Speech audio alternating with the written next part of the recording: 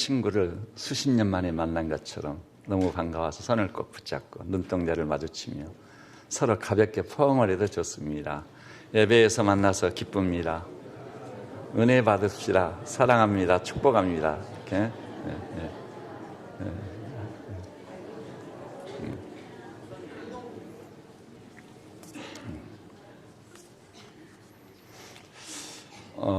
오늘 설교의 제목이 뭐죠? 예수의 유일성. 시리즈 설교 중에 두 번째 말씀이 되겠습니다. 예수의 유일성. 그 유일성이란 말이 무슨 뜻일까요? 오늘 같이 본 본문이 유일성의 의미를 명확히 밝혀줍니다. 먼저 요한복음 14장 6절 보니까 예수께서 가라사대 내가 곧 길이요 진리요 생명이니 나로 말미암지 않고는 아버지께로 올 자가 없느니라. 나로 말미암지 않고는 하나님께로 올 자가 없다. 그러니까 예수님만이 유일한 길과 진리와 생명이다. 그런 뜻입니다.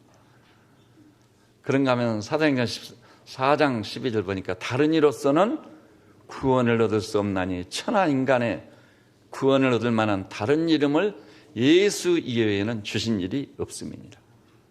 예수님만이 유일한 구원자이시다. 이런 말씀이에요.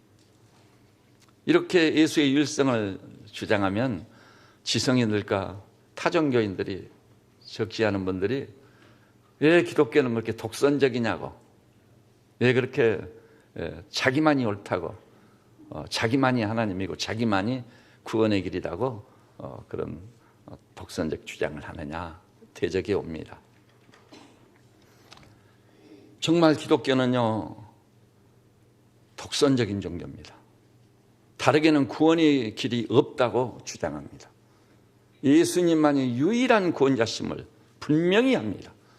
불교도 가톨릭도 기타 이 유교라든지 무슬림 이런 종교들을 인정하지 않는 건 아니에요. 일정한 선까지는 긍정을 합니다.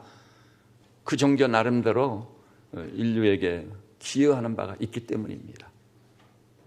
그러나 궁극적으로 우리가 어떻게 하면 구원받을 수 있느냐, 어떻게 하면 살아 역사하시는 하나님을 대면하고 만날 수 있느냐, 이 문제에 직면하게 되면 예수 이외에는 길이 없다고 주장하는 것입니다. 또 덮어놓고 주장하는 게 아니에요. 맹신을 요구하는 게 아니에요. 수락할 수밖에 없는 결정적 증거들을 우리는 가지고 있는 것입니다. 기독교는요 증인과 증거의 종교예요.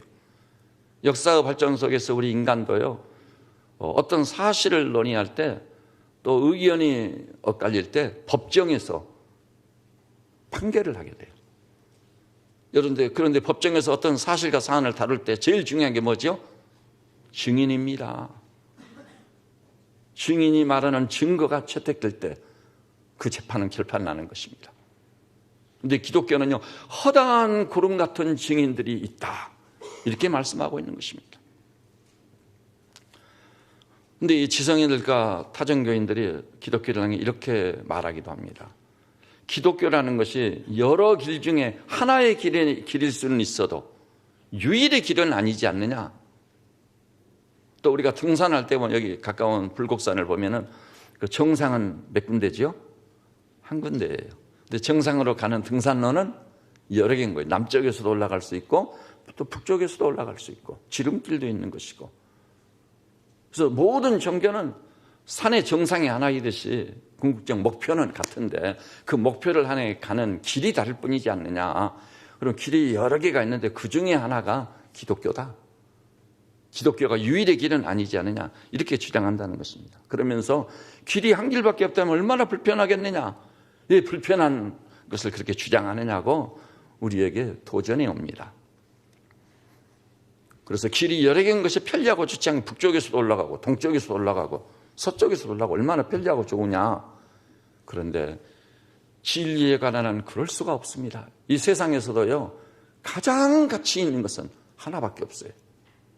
유일의 현실들이 있는 것입니다. 이를테면 사랑하는 나의 어머님, 이분들의 논리 같으면요 어머님이 한 대여섯 분 돼가지고 한 번은 부산에 두고 한 번은 목포에 두고 한 번은 서울에 두고 한 번은 또 워싱턴 DC 같은 데 두고 얼마나 편리하고 좋겠는가. 그럴 수는 없습니다.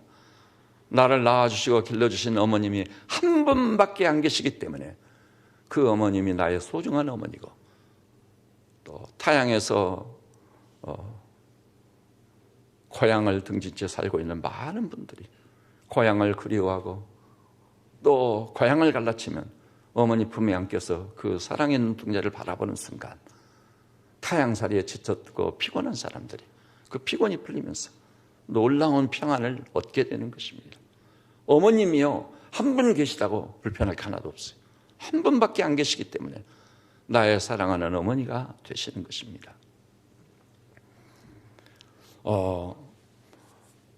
그 이외에도요, 예를 들어서 어떤 진리의 명확성을 보여주는 것 중에 하나가 수학적 진리예요. 여러분, 2 더하기 2라는 셈에 대해서 정답이 몇이죠? 4입니다. 4밖에 없어요. 수는 1도 있고 2도 있고 5도 있고 1000도 있고 억도 있고 많은 수가 있지만 2 더하기 2라는 셈에 대한 정답은 4밖에 없습니다. 또 4가 정답일진데 1, 2, 3, 5, 1000, 억, 만 뭐 이런 모든 수는 2 더하기 2라는 셈에 대해서는 거짓입니다. 허위입니다.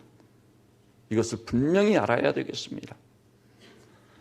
만일 예수 그리스도가 유일의 길과 진리의 생명이란다면 예수 그리스도 이외의 모든 종교와 철학은 이렇게 표현해서 좀 뭐하긴 합니다만 허위입니다. 거짓입니다.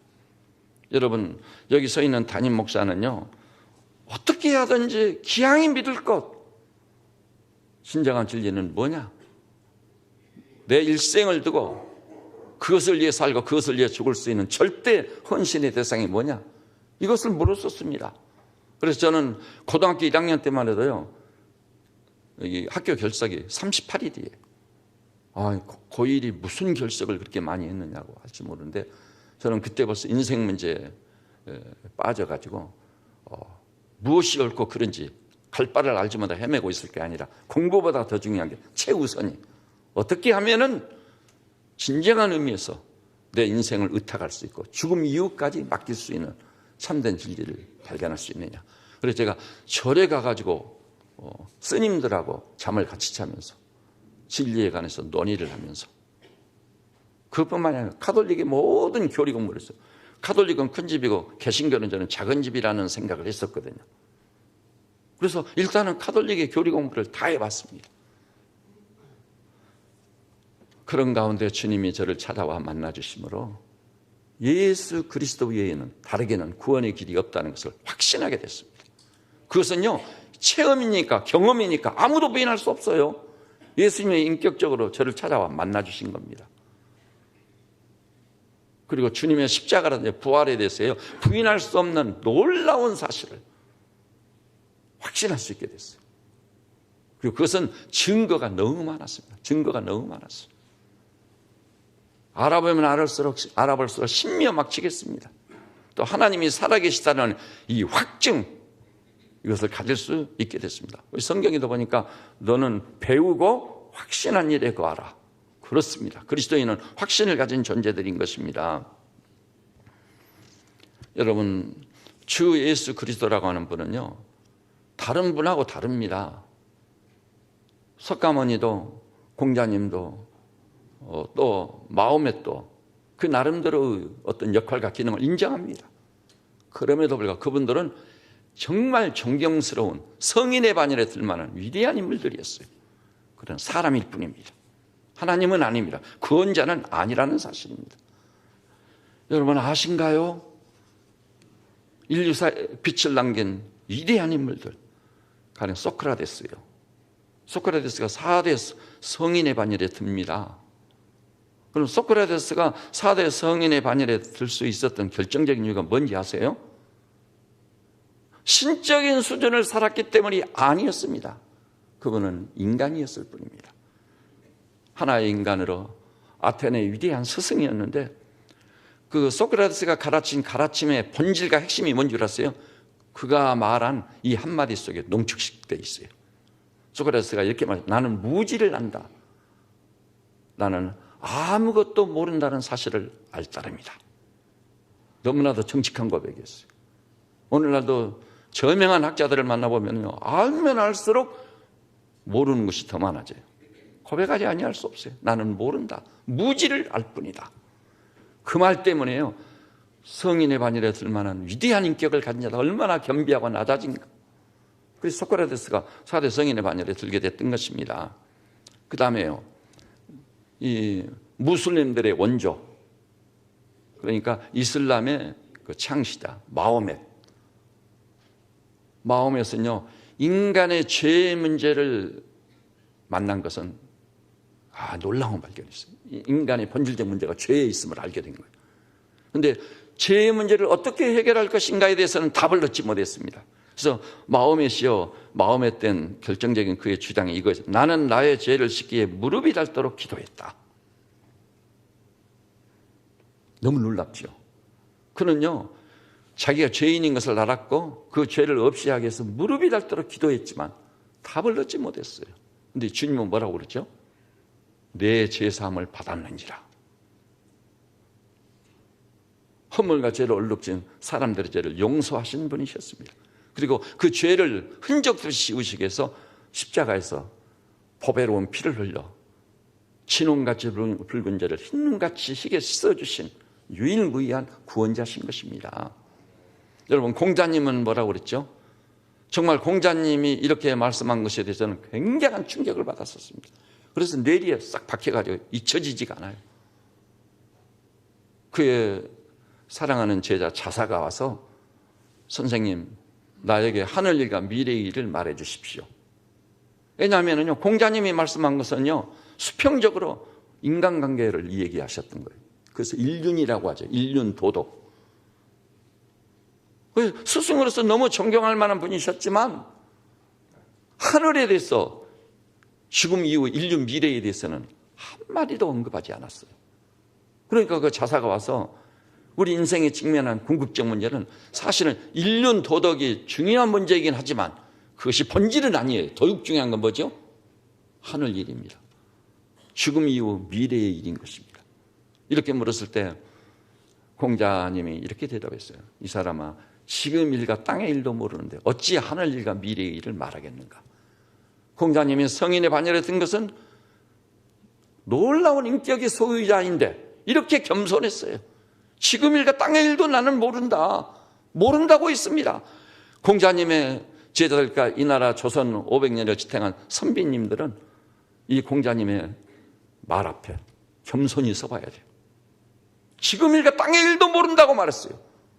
그의 말이 옳지 않겠습니까?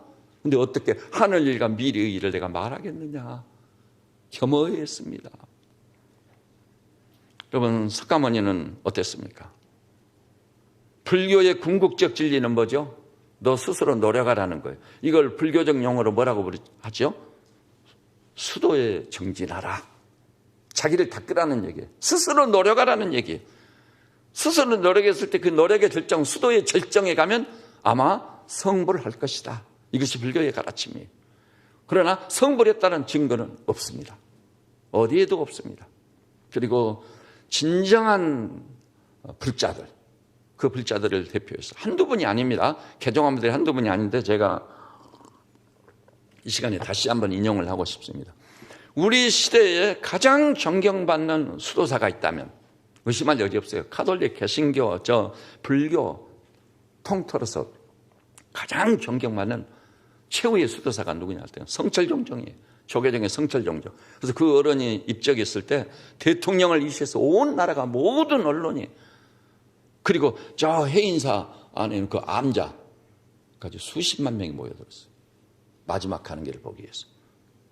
그분은 등을요, 벽이나 방바닥에 대보지 않은 것이 오랜 세월 동안 대본, 다 낡아 빠진 고무신 한 컬레에 몸을 의지했고 가사적삼 한 벌로 촉했습니다. 그런 어른이 입적할 때, 불교용어로 입적이라고 하죠. 죽을 때 마지막 남긴 법어가 있어요. 그리고 또 하나는요, 출가 전에 얻었던 필이란 따님을 50년 만에 만나가지고 그 따님께 남긴 유언이 있어요. 그것은 조계종에 계신 분들도 아무도 부인할 수 없습니다. 그래서 언론이 적극적으로 보도하고 불교 불자들이 그것을 다 드러내야 되는데 감추어져 있습니다. 근데 거기서 김훈이라고 하는 카메라맨이 그 현장을 찍기 위해서 갔습니다. 그래서 아무도 부인할 수 없는 사실이에요. 근데 그때 이 성철종정이 이렇게 말했습니다. 나는 수많은 중생을 잘못 인도했다. 그러므로 나는 지옥에 떨어진다. 이것이 해석이 필요 없는 아주 명료한 표현이었어요. 수많은 중생을 잘못 제도했기 때문에 나는 지옥으로 간다. 그리고 지옥에 있는 석가모니를 내가 보고 있다고 말했습니다. 여러분, 사람은요, 수도의 길을 통해 인생 문제가 해결되는 것이 아닌 거예요. 여러분 경험해 보시죠. 산속에서요, 평생 수도의 길을 가는 사람과 우리가 그렇게 다른 건 아니에요. 그것은 우리도 알 수 있어요. 여러분 노력을 해보십시오. 의지적 결단을 내려보십시오. 되든가요? 오죽하면 우리 선인들도 아무리 어떤 결심을 하고 결단을 내려도 작심 3일이 못 가서 무너지고 마는 거예요. 자기가 결심한 대로, 자기가 계획한 대로 50%만 달성해도 그 사람은 인류사의 길이 남을 유인이 될 수도 있고 성공을 할 수도 있는 것입니다. 안 되니까. 안 되는데 어때요? 원하는 바와 선대신 원치 않을 바 악을 행하고 많은 바울의 고백이에요. 그것이 나니, 그것이 우리 인생이 어떻게 됩니까? 수도의 길을 통해서 성불이요, 어떤 목적을 달성하는 게 무욕의 상태에 들어가요. 무욕의 상태가 있다고 할지라도 무욕의 상태에 들어가면 굉장히 위험한 거예요. 요즘 우리나라 젊은 아가씨들이 다이어트를 한다고 어떻게 하죠? 밥을 안 먹는 거예요. 그러다 보니까 진짜 몸에서 밥이 안 받아요. 그래서 식욕이 없어져 버립니다. 여러분, 식욕을 잃어버리면 마침내는 어떻게 되죠? 뉴스를 보셨죠? 죽는 수가 있어요. 적절한 식욕이 꼭 필요한 겁니다. 만일 성욕이 완전히 없어져 버리잖아요. 그럼 천하바득의 한 새 생명을 탄생시키는 출산은 불가능합니다. 하나님이 주신 건강한 성, 건강한 식생활 꼭 필요하다는 것을 분명히 아시고 그것도 아멘으로 하다 보고 받으실 수 있기를 주님의 이름으로 축복합니다. 그것이 병들었을 때 문제가 있는 것이지요. 그래서 무욕의 상태가 있다 할지라도 다 스님이 돼서 무욕의 상태에 들어갔다면 우리 조국도요, 인구 밀도가 점점 떨어지다가 어느 날 갑자기 대한민국 문을 닫게 되는 거예요. 문을 닫게 안 됩니다. 석가모니조차도요, 아마 종교 중에 종교는 불교입니다. 불교 철학의 심오성을 모두가 이야기해요. 그럼에도 불구하고 불교의 구원이 없습니다. 스스로 노력하라는 무책임한 얘기만 있는 거예요. 생각해보면. 안 그렇습니까, 여러분? 수도 얘기를 통해서 되지도 않을 일인데 수도 얘기를 가라. 무욕의 상태에 들어가라. 어쩌자는 거예요? 솔직하게 얘기해 보십시다. 그래서 불교 2500년의 열매가 뭐죠? 스리랑카, 버마.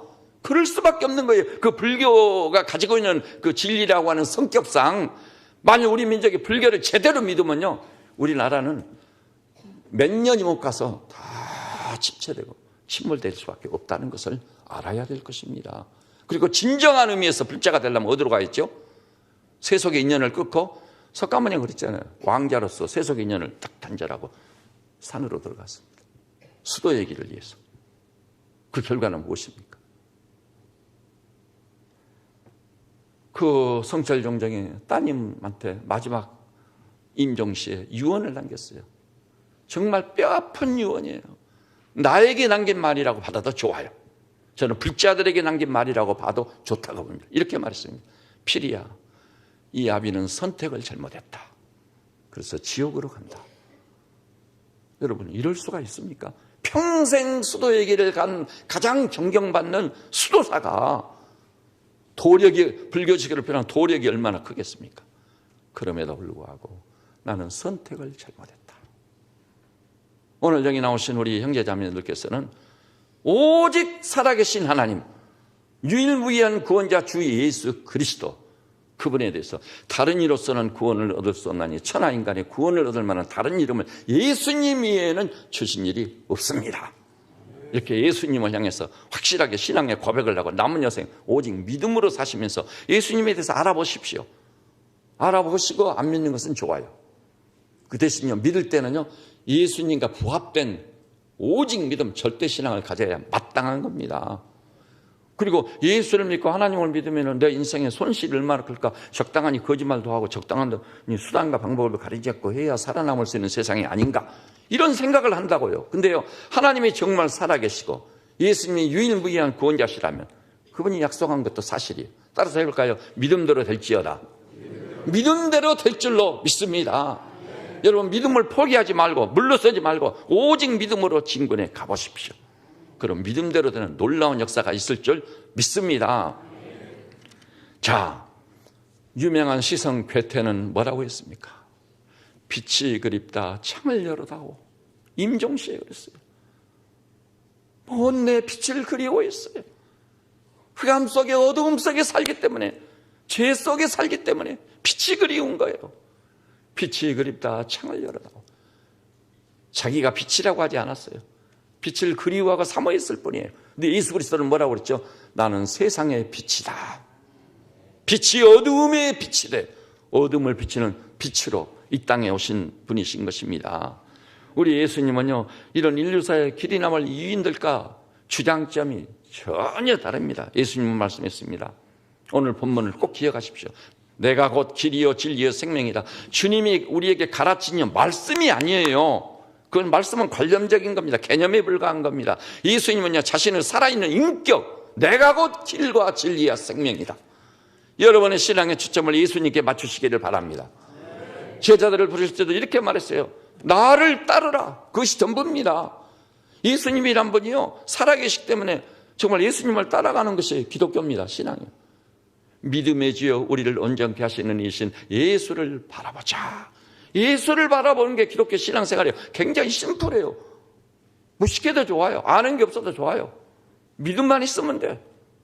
그래서 바울도 이렇게 말했어요. 내가 그리스도와 함께 십자가에 못 박혔나니 그런 적이 이제 내가 사는 것이 아니요 내 안에 그리스도께서 사신 것이라. 여러분, 그런 놀라운 체험을 해보셨습니까? 아, 내가 사는 게 아니라 그리스도가 내 안에 살고 있네. 오늘도 제가 새벽에 눈을 뜨고, 오 주님, 제가 주의 날을 맞이해서 눈을 떴습니다. 주님, 어떻게 해야 되죠? 야, 오늘 설교할 거 묵상 좀 해라. 주님, 알겠습니다. 주님과 동행하는 삶보다 행복한 삶은 없어요. 주님의 인도받는 삶보다 위대한 걸작으로서 인생은 없어요. 아까 그랬잖아요. 스스로 노력 다 해보셨잖아요. 의지의 결단을 내렸잖아요. 의지의 화신처럼.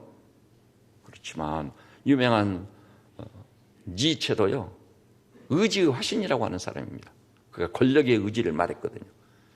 그런데 의지를 있는 대로 발휘해서 그 신념의 사람으로 의지를 쫓아갔지만 그런 2층에 있는 침대에서 누이의 병수발을 받으면서 아주 외롭고 고독하게 미쳐서 죽었습니다. 아닙니다, 여러분. 그것이 인생입니다. 의지 가지고 안 돼요. 자기 의지로 된다면 못 이룰 사람이 누가 있겠어요? 안 됩니다. 그러나 내 안에 살아계신 예수님 모시고 그분을 목자로 모시고 그러면은 우리를요 의의 길로 인도하시는 도다. 옳은 길로, 생명의 길로 우리를 인도하시는 주님이신 거 믿으시기를 바랍니다. 주님은 연희 사람과는 전혀 다른 그런 주장을 하셨습니다. 심지어 주님이 이렇게 말씀했어요. 내가 너희에게 평안을 끼치노니 곧 나의 평안을 너희에게 주노라. 내가 주는 것은 세상에 주는 것과 다르니 그러므로 근심하지도 말고 두려워하지도 말라. 사람이요, 경험할 수 있는데도 불구하고 도저히 이해가 안 되고 누리기 어려운 그 평안을 우리에게 주신 거예요. 지각에 뛰어난 하나님의 평강. 그 평강을 예수 제대로 좀 믿어보려고 하는 사람들 그 평강을 수없이 경험하며 살고 있는 것입니다. 모든 상황이나 조건을 뛰어넘어 놀라운 평강. 그런데 평안 정도를 논의한 주님이 아니셨어요. 요한복음 봐보니까요, 이렇게 말씀했잖아요. 나는 부활이요 생명이니 나를 믿는 자는 죽어도 살겠고. 이 얼마나 놀랍습니까? 여러분, 우리 인류의 모든 문제에 종지부를 찍고 모든 문제를 해결받고 살 수 있는 유일한 길은 부활밖에 없어요. 그 누구도 결코 죽음을 피할 수 없어. 그렇다고 우리가 무덤이 마지막 목적지란 말입니까? 이보다 무서운 인류의 적은 없어요. 명심하십시오. 죽으면 끝난다는 천박한 인생관 때문에 죄짓고 악을 행하고 자기에게 주어진 인생을 제멋대로 사는 거예요. 왜요? 죽으면 그만이라는 생각 아니에요. 아내도 없어, 자식도 없어, 자식의 입장에서 부모도 없어, 돈이야 돈. 근데 사실이요, 죽음으로써 마지막이란 다음에 총 한 자라면 딱 해결돼요. 굳이 생명을 연장할 필요가 뭐 있어요? 빵 하고 자살해서 그것으로 끝나버리면 죽으면 그만인데, 무덤이 마지막 목적지인데. 근데 그것이 결코 인생이 아닌 것입니다. 그래서 우리 인간이라는 존재는 다 죽음이라는 존재이기 때문에 인생 문제가 해결될 수 있는 유일한 길은 죽은 다음 부활이 있어야 돼요. 근데 우리 주님이 부활하셨잖아요. 못자국 창자국을 내보이면서 믿음 없는 자가 되지 말고 믿는 자가 되라 그랬어요. 부활입니다. 기독교는 부활의 종교입니다. 주님이 나는 부활이요 생명이니 나를 믿는 자는 죽어도 살겠고 죽어도 살게 되는. 그리고 죽어도 살 때요, 제가 그런 질문도 과거에 젊었을 때 받았었거든요. 이렇게 말하거든요. 부활해 봤댔자 다 썩어질 몸이고 다 낡아간 몸이고 다 늙어가지고 볼품없는 몸. 그렇게 되지 않아요. 고린도서 15장 보니까 죽지 아니할 몸, 썩지 아니할 몸, 쇠하지 아니할 영광의 형체로 호련히 변모시키시리라. 여러분 따라서 해볼까요? 영광의 형체로 호련히 변모시키시리라. 저는 이 정도 신앙이니까 제가 예수를 믿고 예수님 앞에 엎드려졌고 오직 믿음으로 살기로 결정을 내리고 제 인생을 주님께 의탁했지, 그 이해한다면 믿을 이유가 없어요. 믿을 이유가 뭡니까? 사실 예수님을 만나지 못했다면 저도 제 인생을 자살로 끝장냈을 겁니다. 살아야 될 이유가 없는 거예요. 예수를 믿고 그분으로부터 구원을 받고 나니까 나란 존재가 달라진 거예요. 바울처럼 그리스도 안에 있으면 새로운 피조물이라. 이전 것은 지나갔으니 보라 새 것이 되어 환희가 터졌어요. 그러니까 제 입에서 그냥 입만 열면 그 말씀이 나오는 거죠. 제가 처음에 이 주님을 만나가지고 너무 감격해가지고 다니면서 말씀을 전하고 다닐 때요, 이 한마디 인용하는데도 사람들이 굉장히 은혜를 받았어요. 다 손을 잡고 은혜 받았다고. 여러분 기독교의 본질을 접했으니까 그런 거예요. 그리스도 안에 있으면 뭐가 된다고요? 새로운 피조물, 존재가 달라지는 거예요. 그리고 이전 것은 지나갔으니 보라 새 것이 환희가 터지게 되는 거예요. 이것이 없다면 그 그리스도인이 아니에요. 믿는 사람이 아니라고요. 그리고 우리 주님이 죽은 지 나흘이나 되는 나사로 무덤 앞에서 거침없이 나사로야 나오너라 했을 때 나사로가요, 여러분 그 화면을 통해 들어보셨죠? 에집트라는 중동에 사람이 죽으면 세마포로 몸을 완전히 발끝부터 머리까지 동해지잖아요. 그걸 미라라고 하죠. 미라 상태로 매장됐거든요. 됐는데 그 나사로가 뚜벅뚜벅 걸어 나오는 것입니다. 그것을 목격한 사람들이 깜짝 놀랐습니다. 바로 그때 예수님께서 말씀했어요. 나는 부활이요 생명이다. 여러분 기왕이 믿을 바에는 부활이요 생명이신 무덤을 열어보시고 죽지 아니하고 썩지 아니하고 쇠하지 아니할 영광의 형체로 호련히 변모되어 부활의 천년이 되어주신 예수님을 확실히 만나시기를 주님의 이름으로 축복합니다. 오늘 저는 2015년이라는 무근해를 10여일 앞두고 2016년은 새해를 또 앞두고 이 교회를 출입하는 우리 믿음의 형제 자매님들이 말씀드립니다. 송구스러운 얘기입니다만 이 교회를 출입하는 적지 않은 분들이 신앙생활이라는 것은 그렇게 하는 것이 아닙니다. 기독교는요 전체냐 제로냐 기로에 서는 거예요. 그게 아니면 기독교가 아니에요. 믿든지 아니면 믿든지 둘 중에 하나예요. 여러분의 존재가 변할 뿐이야. 이전 것은 지나가게 하고 새롭게 돼서 진짜 하나님을 살아계신 분으로 믿는 자, 진짜 예수 그리스도를 나의 구원자로 만나고 영접해서 믿는 자, 오직 믿음, 절대 신앙으로 진군해 가는. 그래서 그 믿음 가지고 살아가지고요 출근하는 직장에서는 여러분 아셔야 돼요. 인류 기업일지라도요 영적으로는 그 직장의 회장이 되어야 돼요. 하나님을 의지하고 신뢰하는 사람들이 회장이 되어야 돼, 영적으로. 그리고요 저 사람이 우리 회사에 들어온 대로 우리 회사의 분위기가 바꿔졌네, 달라졌네.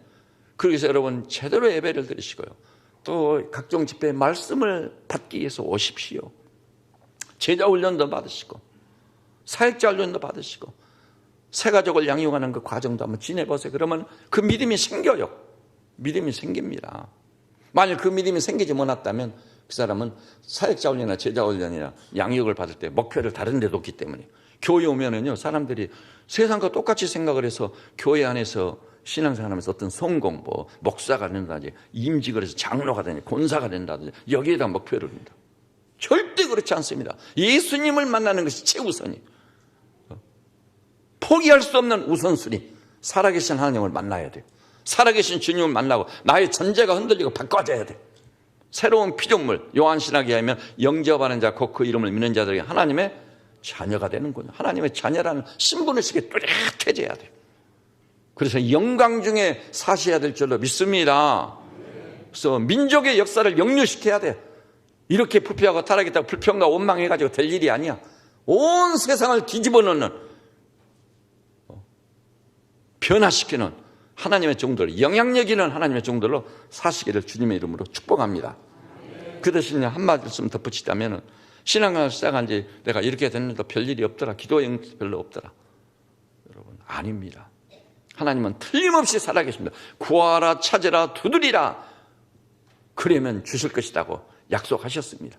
그 기도의 응답을 받는 증인들이 수도 없이 많아요. 물러서지 마십시오. 포기하지 마십시오. 마지막 순간까지 믿음을 가지고 진군에 가보십시오. 결정적인 순간에 하나님이 만나주시고 정말 생경스럽게 기도의 응답이 오는 놀라운 역사가 있을 줄 믿습니다. 그래서 우리 주님께서요, 바람과 바다를 만나셨을 때는 그것을 잠잠하라 책망하니까 잠잠해졌어요. 그리고 우리 주님은 나를 믿는 자는 영생을 얻었고 심판에 이르지 아니하느니 사망에서 생명으로 옮겼느니라. 이런 주장을 하는 위인들이 있습니까? 이런 주장하는 종교인들이 있습니까? 아무도 없습니다. 그분들의 주장은 뭐죠? 전부 윤리나 도덕적 차원이에요. 그러나 기독교는 윤리나 도덕이 아니에요. 영생을 얻고 심판을 면하고 사망에서 생명으로 옮겨진 새 생명의 능력으로 살기 시작하는 놀라운 기독교인 줄 믿으시기를 바랍니다. 이런 주장을 하신 우리 주님께서요, 자기가 이런 하나님만이 하실 수 있는 주장을 하면서도 한 번도 자기 말을 취소한 일이 없어요. 자기 말을 수정해 본 일도 없어요. 자신이 주장한 것을 가감해보거나 후회하거나 사과한 적이 한 번도 없습니다. 미안하다든가 잘못했다 한 적이 전혀 없어요. 아마도 그럴 것이다 애매모호한 말을 한 적이 전혀 없어요. 오직 나는 세상의 빛이다, 나를 믿는 자는 죽어도 살겠고 살아서 나를 믿는 자는 영원히 죽지 아니하리라. 아주 명료한 말씀을 주셨을 뿐입니다. 그리고 내 살을 먹고 내 피를 마신 자는 영원히 죽지 아니하라. 그 안에서 영원토록 솟아나는 샘물이 될 것이다. 주님의 살과 피, 성찬을 받는 그것을 두고 아주 명확히 말씀하신 것입니다. 그리고 자기 말의 신빙성을 주장하기를 천지는 없어질지라도 내 말은 패하지 않고 다 이루리라. 엄청난 권위입니다. 이렇게 주장한 사람이 누구 있었습니까? 아무도 없었습니다. 그래서 예수 그리스도는요, 다른 인류사의 훌륭한 발자취를 남긴 위인들과는 차별화된 홀로 한 분뿐이신 하나님이시자 유일무이한 구원자의 심을 확실히 믿으시기를 주님의 이름으로 축복합니다. 그러면서요, 오늘 제가 한 가지만 덧붙이려고 시간 관계상이요. 그래서 이 시리즈니까 다음 주일날 또 이 설교를 마지막으로 제가 마무리를 짓게 됩니다. 다음 주일 설교를 꼭 경청해 주시기를 바랍니다. 자, 우리 한번 봐볼까요? 고린도전서 15장이요. 고린도전서 15장입니다.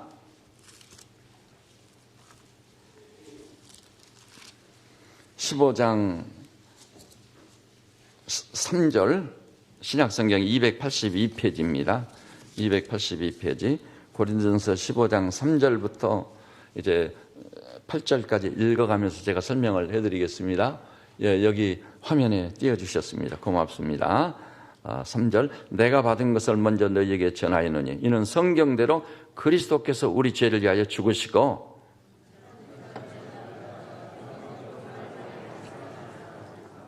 네, 이 표현의 명료성을 주목해 주십시오. 예수님께서요, 성경대로 우리 죄를 사하시기 위해서 죽으셨습니다. 십자가에 죽으셨습니다. 죽은 다음에요, 덜 죽어가지고 깨어날 가능성이 있었습니까? 4절 첫마디가 장사 지낸 바 됐다. 주님의 생명은 끝장나버렸습니다. 그래가지고 매장돼버렸어요. 장사 지낸 바 돼버렸습니다. 그런 다음 성경대로 사흘 만에 다시 살아났습니다. 자, 살아나는 것은 부활이요, 전설적이고 꾸며낸 얘기인 겁니까? 5절 보니까 베드로죠. 게바에게 보이시고 후에 12 제자에게와, 그 다음에 봐주세요.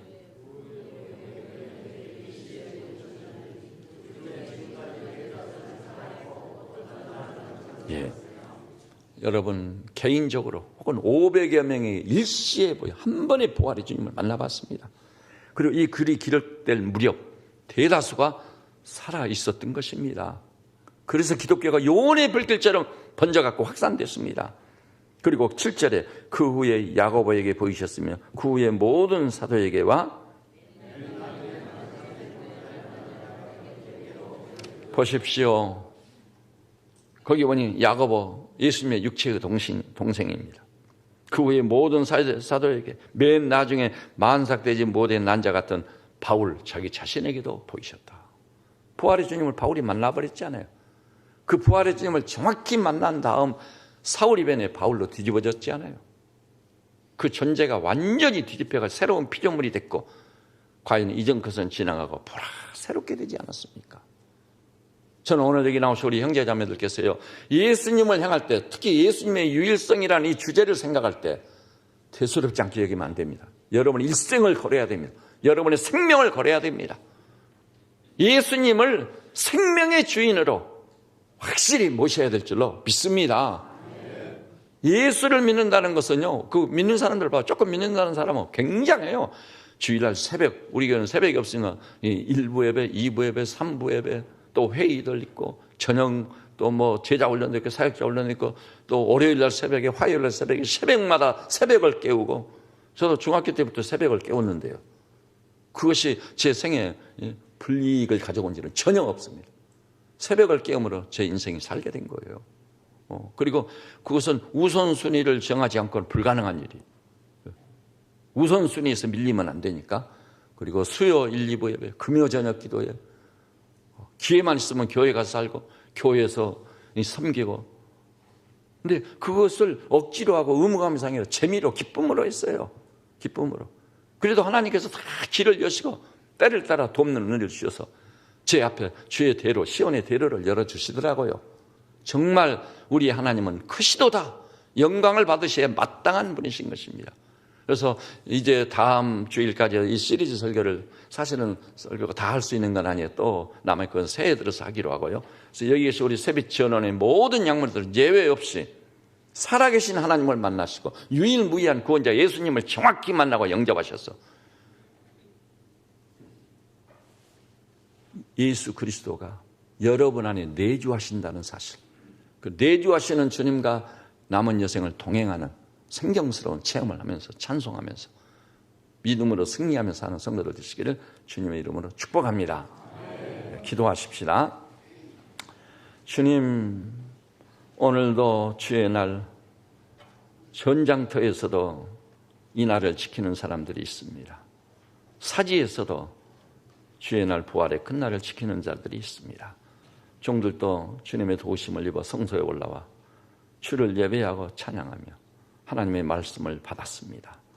여기 모인 형제자매님들은 한 분도 빠짐없이 예수님을 정확히 만나고 오직 믿음으로 사는 놀라운 신앙의 장부를 되게 하여 주시옵소서.